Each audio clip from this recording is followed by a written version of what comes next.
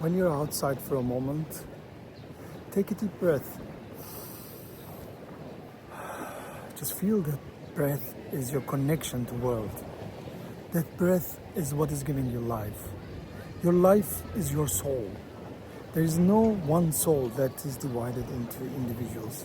We share the same soul among the nature, between each other. One soul manifesting itself in different bodies, different animals, different trees. That is manifesting itself as love. This is life. This is united. And many people, everyone is around us. They are walking, they are passing by quietly. But imagine their minds. How much of thinking going on in there? Is it noisy, or are we able to listen to the wind? Are we able to listen to the waves and the seagulls and whispering sound of nature? Is it possible? Or are we potentially get lost in our thinking all the time? We are mostly lost in our thinking, unfortunately.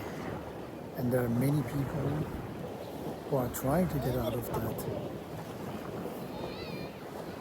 Is it possible? Yes, it is quite possible. Just listen to your heart. How? What am I going to do? Am I just going to put my ear onto my heart?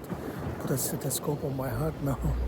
Listen to your heart means just quieten your brain for a second. Quieten your mind for a second. With intention. You don't have to do anything. It's organic exercise. Just wait and hear it out. Ask a question. How may I live fully? How may I understand the world fully? Why am I here? What is this world about?